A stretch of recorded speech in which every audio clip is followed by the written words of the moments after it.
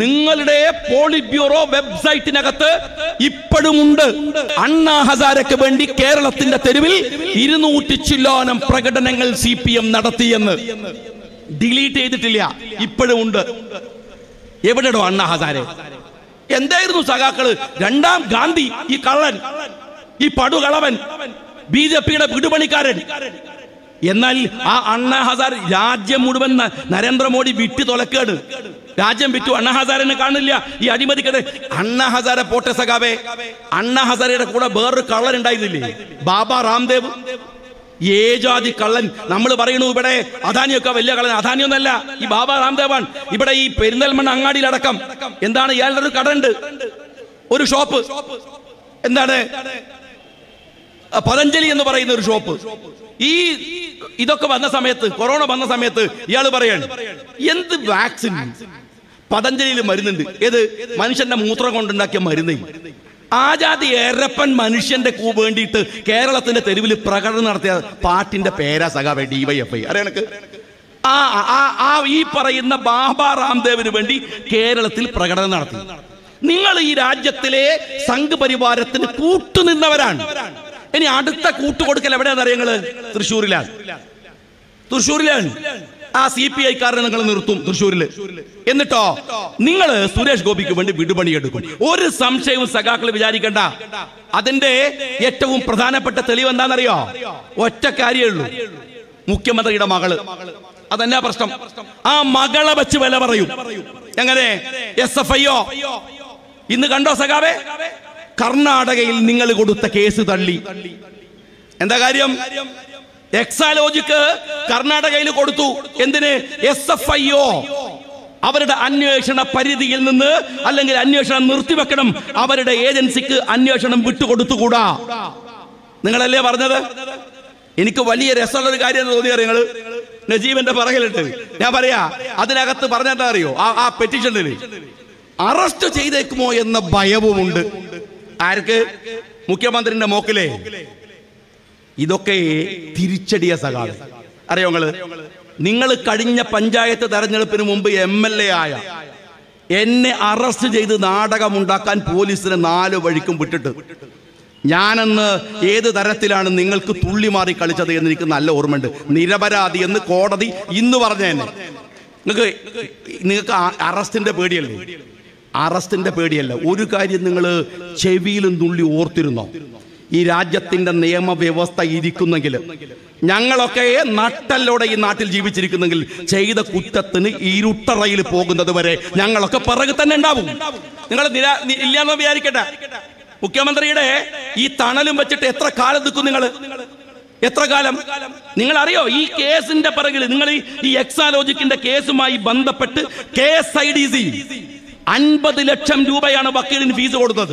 50 ലക്ഷം നഷ്ടം നമുക്കാണ്, നിങ്ങളുടെയും എന്റെയും പൈസക്കാണ്. ആരുടെ പേരില്? മുഖ്യമന്ത്രിയുടെ മകളുടെ പേരിൽ വന്ന കേസിൽ നിന്ന് SFIOയെ ഒഴിവാക്കാൻ, അതിന് സ്റ്റേ വാങ്ങാൻ കേരള ഹൈക്കോടതിയിൽ നിങ്ങൾ കൊടുത്ത കേസിന് കൊടുത്ത ഫീസ് KSIDC ഒഫീഷ്യലായി അതിന്റെ ഫണ്ടിൽ നിന്ന് എടുത്തു കൊടുത്തത് 50 ലക്ഷം രൂപ. അറിയോ നിങ്ങള്? ഈ ചെലവ് ഞങ്ങൾക്കാൻ. നിങ്ങൾ മാത്യു കുഴൽനാടനെ പീഡിപ്പിച്ചാൽ, അല്ലെങ്കിൽ KM ഷാജിയെ പേരിൽ കേസ് ഉണ്ടാക്കിയാൽ ഞങ്ങൾ അനുഭവിക്കണം, ഞങ്ങൾ സ്വന്തം അനുഭവിക്കണം. വക്കീൽ എത്ര ഫീസ് കൊടുക്കണം? ഞാൻ പാർട്ടിയോട് പോലും പൈസ വാങ്ങിയിട്ടില്ല. വ്യക്തിപരമായിട്ടാണ്. പാർട്ടി പറഞ്ഞപ്പോ പറഞ്ഞു ഇത് എന്റെ പേരിൽ വന്നൊരു ആരോപണമാണ്, ഞാൻ കള്ളനെന്ന് വിളിച്ചൊരാരോപണമാണ്. ഇതുപോലെ ഒരു വേദിയിൽ ഉയരത്തിൽ കയറി നിന്ന് പ്രവർത്തകരോട് സംസാരിക്കാൻ എന്റെ നട്ടലിന് ബലം വേണമെങ്കിൽ അത് തെളിയിക്കേണ്ട ബാധ്യത എനിക്കുണ്ട് എന്ന് ഓർത്തിട്ടാണ് ഞാൻ കോടതിയിൽ പോയത്. ആ കേസ് തെളിയിച്ചത് പാർട്ടിയോട് പോലും വാങ്ങിയിട്ടില്ല. എന്നാൽ പ്രധാന മുഖ്യമന്ത്രിയുടെ മോളെ പേരിൽ വന്നാലോ സർക്കാരിന് നഷ്ടം 50 ലക്ഷം രൂപ. KSIDCയുടെ പണം നിങ്ങളെ പിണറായി വിജയന്റെ തറവാട്ട് സ്വത്തിന്റെ വിഹിതമല്ല. മനസ്സിലായോ? ഭാര്യക്ക് പെൻഷൻ കിട്ടിയ പൈസയല്ല, ഈ നാട്ടിലെ പാവപ്പെട്ടവന്റെ പൈസയാണ്. ഏതാനും ദിവസങ്ങൾക്ക് മുമ്പ് കൂരാച്ചുണ്ടില്, ഇതാ ഈ നജീബിന്റെ നാടിന്റെ അടുത്ത് കൂരാച്ചുണ്ടില് ആത്മഹത്യ ചെയ്ത ഒരു പാവം വികലാംഗന്റെ പൈസയാണ്. അറിയോ നിങ്ങൾക്ക്? ഇതൊക്കെ ഇപ്പോ എന്താ പറഞ്ഞത്? ബാംഗ്ലൂരിൽ നിന്ന് കർണാടക ഹൈക്കോടതി പറഞ്ഞു തരൂല സ്റ്റേ. നാളെയാണ് അതിന്റെ ജഡ്ജ്മെന്റ് വരുന്നത്. അത് വരട്ടെ, അത് വന്നിട്ട് ബാക്കി പറയാം. ഒരു കാര്യം നിങ്ങൾ മനസ്സിലാക്കിക്കോ, ഇത് നിങ്ങൾ ഇവിടെയൊന്നും തീരുന്നു പിണറായി വിജയൻ വിചാരിക്കരുത്. കാരണം അനാവശ്യമായി ഞാൻ ശരിയാണ്, എന്നെ നിങ്ങൾ ആക്ഷേപിക്കാൻ കാരണമുണ്ട്, എന്നെ പ്രതിയാക്കാൻ കാരണമുണ്ട്. 2020 എനിക്ക് സന്തോഷമുണ്ട്.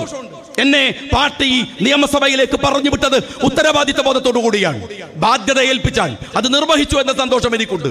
പി.ടി. തോമസ് എന്റെ കയ്യിൽ എന്നോട് ഈ വിഷയം ഞാൻ പറയുമ്പോ കുറച്ച് രേഖകൾ എന്റെ കയ്യിൽ കൊണ്ടുതന്നു. പ്രസംഗിക്കാൻ നിൽക്കുന്ന സമയത്ത് അത് നോക്കി അതിനെക്കുറിച്ച് പരിശോധിച്ച് ഞാനെന്ന് സഭയിൽ പറഞ്ഞു, അങ്ങയുടെ മകൾ, അങ്ങയുടെ രക്തബന്ധു. ഇത് പറഞ്ഞത് 2020 നിയമസഭയിൽ നിന്നാണ്.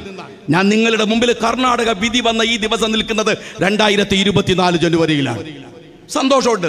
പറഞ്ഞിട്ടുണ്ട്, നിങ്ങൾ എന്നെ പീഡിപ്പിച്ചോ, കള്ളക്കേസ് ഉണ്ടാക്കിക്കോ, കുടുക്കിക്കോ, ആക്ഷേപമില്ല.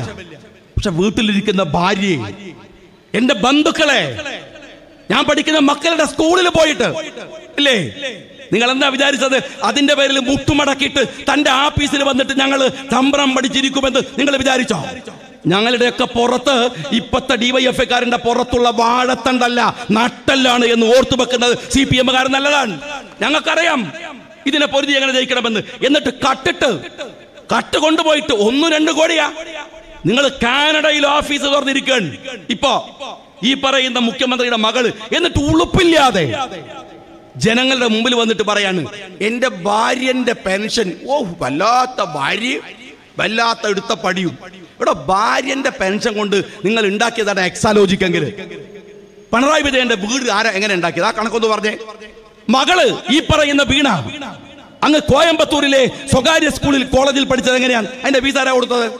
മകൻ ബർമിംഗ്ഹാം യൂണിവേഴ്സിറ്റിയിൽ പഠിച്ചതിന്റെ ഫീസ് ആരാ കൊടുത്തത്? ഇതെല്ലാം കൊടുത്തത് ഭാര്യന്റെ പെൻഷനാ.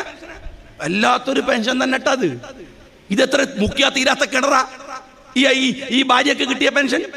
ഈ പെൻഷൻ ഇത്ര വില ഉണ്ടെന്നുള്ള വിവരം നമ്മൾ ഇപ്പോഴാണ് എഴുതുന്നത്. ഇപ്പൊ EP ജയരാജൻ പറയാണ്, ദേഷ്യം പിടിച്ച പറഞ്ഞാണ്, ഞാൻ ഈ പണിയൊക്കെ നിർത്തിയിട്ട് പെൻഷൻ കൊണ്ട് ജീവിക്കാൻ പോവാണ്.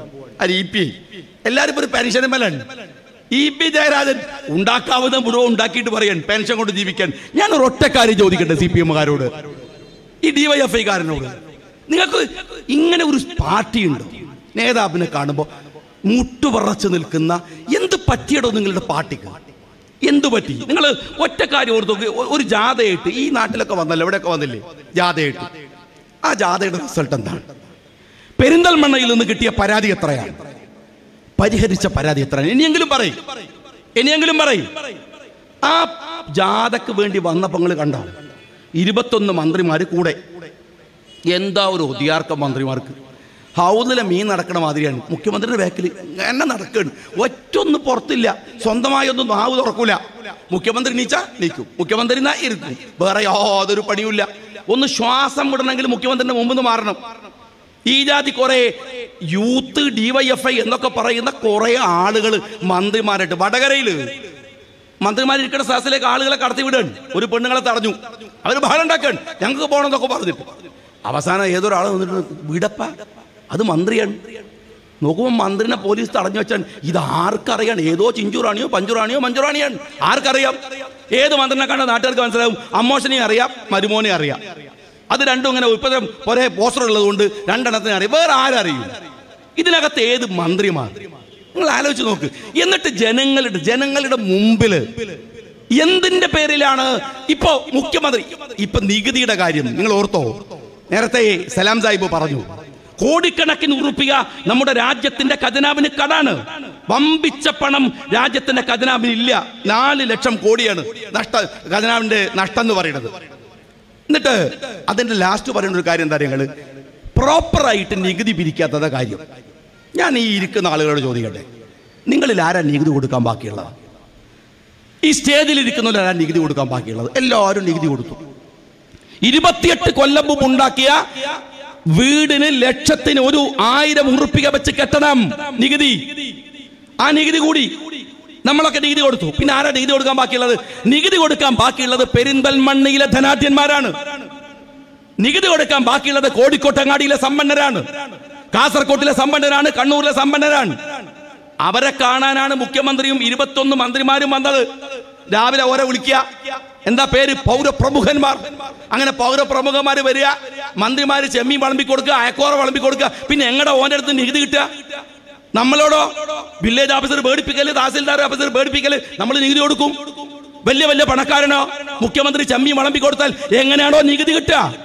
നിങ്ങളല്ലേ ഈ മുഖ്യമന്ത്രിമാർ ഈ നാട്ടിന്റെ തെരുവിൽ വന്നിട്ട് ഇവർക്ക് സൗകര്യങ്ങൾ ഒരുക്കി കൊടുക്കുന്നത്? പിന്നെ എങ്ങനെ നാട് നന്നാവും? പിന്നെ എങ്ങനെ നികുതി പിരിക്കാൻ പറ്റും?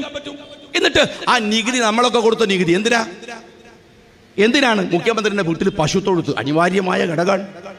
പശുവിന് ഉറക്കം വരാഞ്ഞിട്ട് മ്യൂസിക് വെച്ച് കൊടുത്തതിന് 7 ലക്ഷം റുപ്യ. എടാ, എന്നാ പിന്നെ ഈ ക്ലിഫ് ഹൗസിന്റെ പേര് മാറ്റിയിട്ട് ഫാം ഹൗസ് എന്നാക്കി കൂടെ? ഒരു ചെറിയ ഭേദഗതി. എന്നിട്ട് 10-25 ലക്ഷം റുപ്യ സ്വിമ്മിംഗ് പൂളിന്. നിങ്ങൾ മനസ്സിലാക്കണം, സ്വിമ്മിംഗ് പൂളിൽ ആർക്ക്? പിണറായി വിജയൻ എന്ന മുഖ്യമന്ത്രിക്ക് കുളിക്കാൻ. ഇയാൾക്ക് നടക്കാൻ പറ്റാഞ്ഞിട്ട് 1ാമത്തെ സ്റ്റെപ്പിൽ നിന്ന് 2ാമത്തെ സ്റ്റെപ്പ് കറങ്ങാൻ ലിഫ്റ്റ് വെച്ചിട്ടാ വന്ന അയാൾ. അറിയാം, ഞങ്ങള് ഈ സ്റ്റേജിലേക്ക് വണ്ടി വരണമെങ്കിൽ മതിൽ പൊളിക്കുക. 2 അടി നടക്കാൻ വയ്യ ഈ ചങ്ങായിക്ക്. ഇയാൾ സ്വിമ്മിംഗ് പൂളിൽ കുളിക്കുന്നു പറഞ്ഞാൽ മനുഷ്യൻ വിശ്വസിക്കണോ? പിന്നെ എന്തിനാ 25 ലക്ഷം റുപ്യ മുടക്കിയിട്ട് സ്വിമ്മിംഗ് പൂള്? ആർക്ക് കുളിക്കാനാണ്? ഞാൻ അവരെ വേറെ ഒന്നും പറയണില്ല. ആർക്ക് കുളിക്കാനാണ്?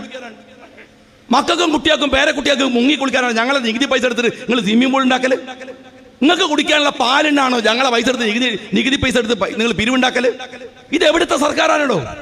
രാജ്യത്തിലെ ജനങ്ങളോട് ഇത്രയേറെ ഉത്തരവാദിത്ത ബോധമില്ലാതെ, ഇത്രയേറെ ജനങ്ങളെ പീഡിപ്പിക്കുന്ന, പ്രയാസപ്പെടുത്തുന്ന ഒരു സർക്കാർ ഒരുപക്ഷേ കേരളത്തിന്റെ ചരിത്രത്തിൽ ഇന്ന് വരെ ഉണ്ടായിട്ടുണ്ടാവില്ല. എല്ലാവർക്കും ഇപ്പതാ ഞാൻ നേരത്തെ പറഞ്ഞല്ലോ, മോളെ കേസൊക്കെ വരും. ആരാണ് ഈ അറിയാലോ ആരാണെന്ന്? RSSകാരുടെ വലിയ ആരാധ്യ പുരുഷനായ എമ്മിന് നമ്മളെ പിണറായി വിജയൻ സർക്കാരിന്റെ ഭൂമി വിട്ടുകൊടുത്തത് 4 ഏക്കറാണ്. നജീബിന് അറിയാം, നിയമസഭയിൽ അതിന്റെ കണക്കുകൾ വന്നത് 4 ഏക്കർ.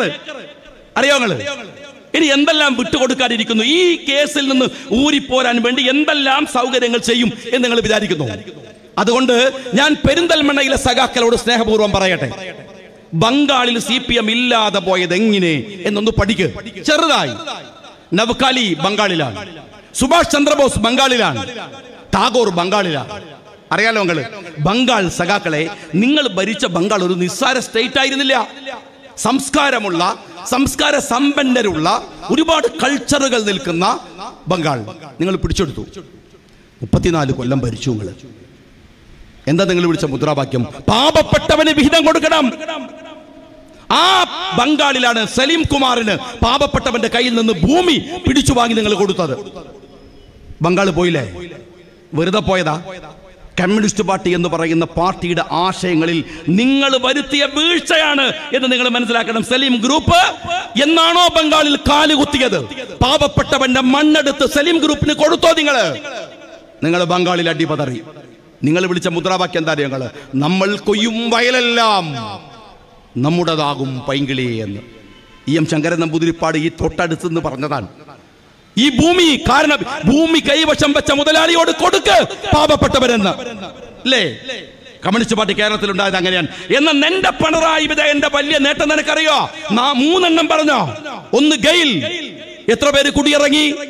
ഒന്ന് കേരയിൽ, ഒന്ന് നിങ്ങളുടെ സിൽവർ റെയിൻ. എത്ര ആയിരക്കണക്കിന് മനുഷ്യരെയാണ് കുടിയിറക്കാൻ നിൽക്കുന്നത് എന്ന് നിങ്ങൾക്കറിയുമോ?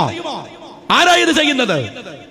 ഭൂമിയിൽ വയൽക്കിളിക്കാരെ പരിഹസിച്ചു വിട്ട നിങ്ങൾ ഇന്ന് നമ്മൾ കൊയ്യും വയലെല്ലാം നമ്മുടേതാകും പൈങ്കിളിയെ എന്ന് വിളിച്ച പാട്ടിനു പകരം പാവപ്പെട്ടവന്റെ കയ്യിൽ നിന്ന് ഭൂമി പിടിച്ചെടുത്ത് മുതലാളിക്ക് വാങ്ങിക്കൊടുക്കുന്ന കോർപ്പറേറ്റുകളുടെ പ്രതിനിധികളായി. വെറുതെ അല്ല സഖാക്കളെ, നാവുയർത്താൻ പട്ടേലർ തീരുന്നവരെ കാത്തിരിക്കണ്ട. ഭാസ്കര പട്ടേലർ തീരുമ്പോഴേ അങ്ങ് വീണ് കിടക്കുമ്പോ എഴുന്നേറ്റിട്ട് തൊമ്മിന്റെ ഒരു വിളിയുണ്ട്, ചത്തേ എന്ന് പറയുന്ന വിളി. അതൊക്കെ ഭീരുക്കളുടെ വിളിയാണ്. ആൺകുട്ടികളായ DYFIക്കാർ ആരെങ്കിലും ജീവിച്ചിരിപ്പുണ്ടെങ്കിൽ പ്രതികരിക്കേണ്ട സമയം കഴിഞ്ഞിട്ടുണ്ട്. അതുകൊണ്ട് ഞാൻ ചെറുപ്പക്കാരോട് പറയട്ടെ, ഉത്തരവാദിത്തങ്ങളെ ഗൗരവത്തോടെ ഏറ്റെടുക്കുകയും രാഷ്ട്രീയമായി പൊരുതി നിൽക്കുകയും. ഈ രാജ്യത്ത് നിയമമുണ്ട്. ഇന്ന് സെൻട്രൽ ഗവൺമെന്റ് കണ്ടോ നിങ്ങള്? സുപ്രീം കോടതിയുടെ വിധി വന്നത് ചെറുതല്ല. എന്നാലും പറയൂ, അയ്യോ കോടതി വരാൻ പത്രം വരാൻ. വെറുതെ നിരാശപ്പെടുത്തുക. ഇതിനായിട്ട് കുറെ ഫേസ്ബുക്ക് ജീവികളുണ്ട്. നിരാശയല്ല, കരുതിയിരിക്കലാണ്. പോരാട്ടത്തിന്റെ വീര്യം ഇങ്ങനെ ആർജിച്ചെടുക്കലാണ്, ശക്തമായി നിൽക്കലാണ്. ആ രാഷ്ട്രീയത്തിനെ കരുപിടിപ്പിക്കാനാണ് നിങ്ങൾക്ക് കഴിയേണ്ടത്. അഭിവാദ്യങ്ങൾ നേർന്നുകൊണ്ട് നിർത്തുന്നു. ജയ് ഹിന്ദ്.